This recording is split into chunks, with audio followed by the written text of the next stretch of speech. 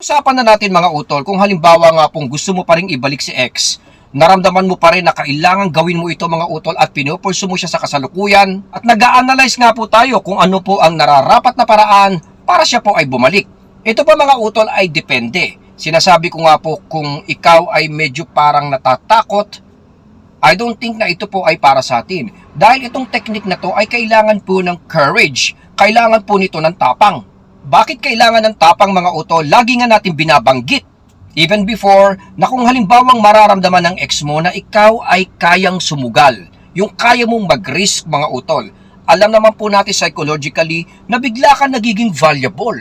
Kung halimbawang nararamdaman niya na kaya mong mawala siya at even hindi ka takot sa mga pwedeng kahantungan ng ginagawa natin mga utol, ikaw po ay magiging isang importanteng tao. Mahalaga tong technique na to mga utol at ito nga po yung tinatawag nating emotional frame up mga kapatid, kung saan parang tatrapin natin ang ex natin. If i-frame up natin siya, sabihin na natin na aka parang medyo manipulation utol.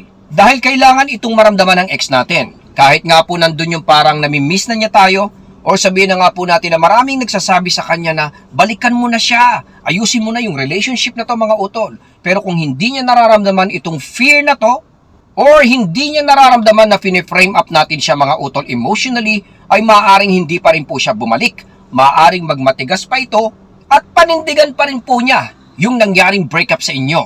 So how does emotional frame up works? Ito po yung parabang kada segundo, kada minuto, kada sitwasyon ay gagawa po tayo ng paraan para i-reject po natin papalayo.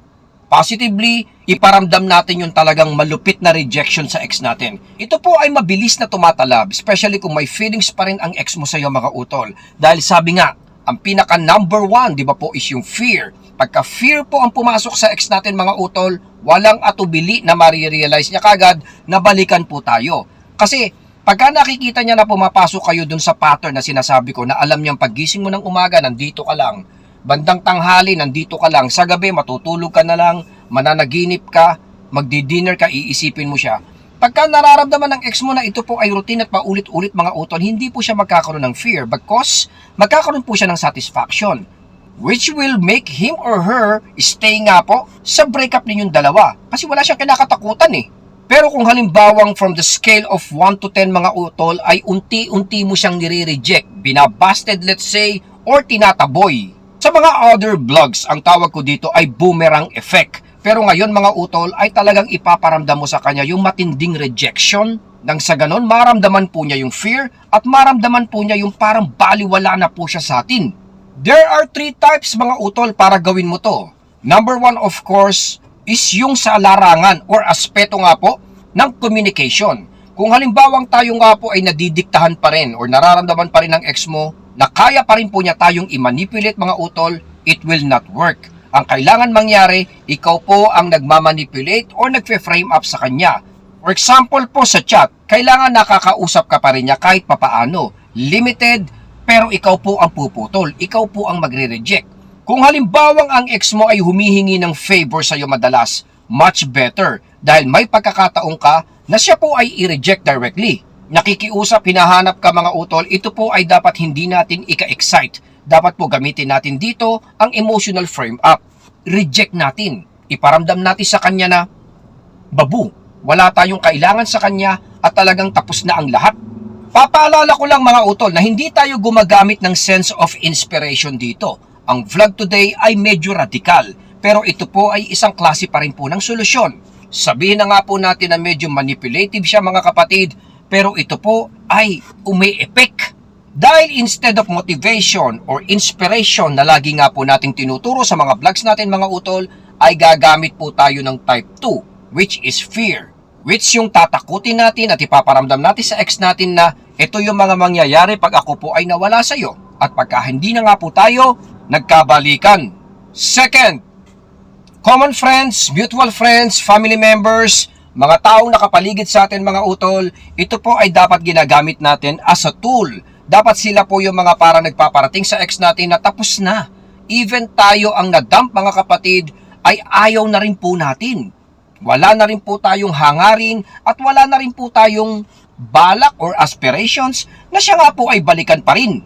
So kung may nakakausap ka na malalapit sa kanya, ay pwede mong i-relay ito. Pwede mo silang kausapin in a way na immediately magkakaroon ng impact o sabihin na nga po natin na mararamdaman ng ex mo yung rejection na gusto nga po nating mangyari. So kung meron kang kaibigan na concern, possibly asking a few questions tungkol sa inyo mga utol, kausapin natin ito.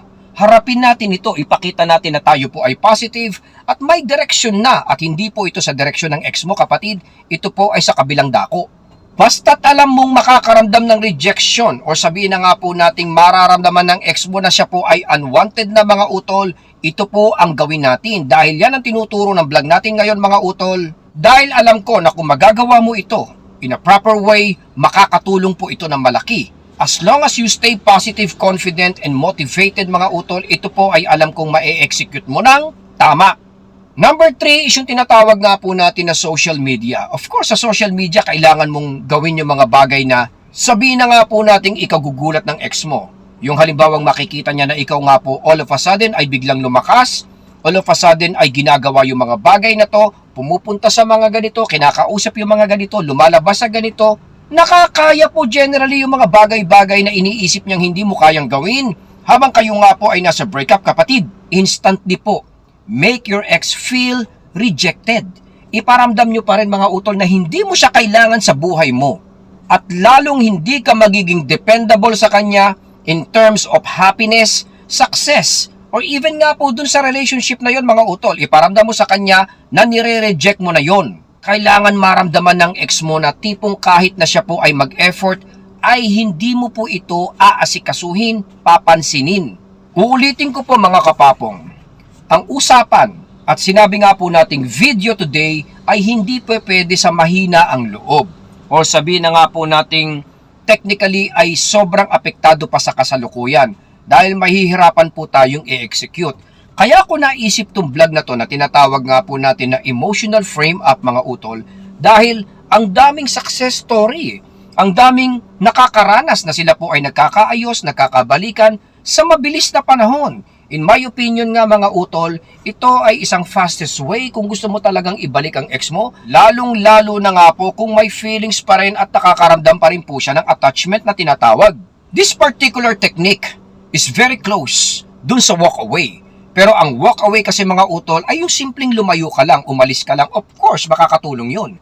Pero ang sinasabi nga po natin na emotional frame up mga utol ay may mga ginagawa ka pang proseso para diinan at para laliman at para magkaroon talaga ng impact sa ex natin. Sa tingin ko ay mas magiging effective ito lalong-lalo na nga po kung halimbawang may inaasahan, nangangarap o sabihin na nga po nating nagpapahabol at gusto pa talagang humaba yung breakup struggles ninyo ng ex mo. Yan kasi yan di ba sinasabi nga po natin ang mga ex, mga dumper, makikipaghiwalay yan. Pero waiting yan, nakaabang yan kung ano yung mga dapat nating gawin or kung ano nga po yung mga paghapon na gagawin nyo pa sa kanya. Kaya yung sudden impact, alam ko na kung ano mangyayari. Most ex, magta-try, ibe-breadcrumbs ka. Doon papasok yung sinasabi nga po natin na frame up or yung sinasabi nga po natin na rejection na dapat mong iparamdam sa kanya. Dahil doon po siya hindi mapapakali mga utol. Doon po siya magkakaroon ng curiosity at urge to find out kung bakit. Kaya kung halimbawang ikaw nga po ay nag-iisip at sa ngayon ay naibalik mo na yung emotions or tapang mo mga utol, gumawa ka ng frame up. Iparamdam mo sa ex mo na nire-reject mo siya. Sabihin na nga po natin in the most positive and unexpected way na hindi niya inaasahan sa iyo utol. Dahil magiging very effective ito lalong-lalo na nga po kung halimbawang pumapasok nga po yung mga attachment styles at hindi pa po makapag-isip ng straight ang ex mo. Ikaw naman, iparamdam mo na straight ka na. Hanggang dito na lang po muna si Papong TV. I hope na nakatulong po tayo dyan. Bantayan po natin syempre at suportahan, alagaan po natin ang ating pamilya. Maraming salamat po sa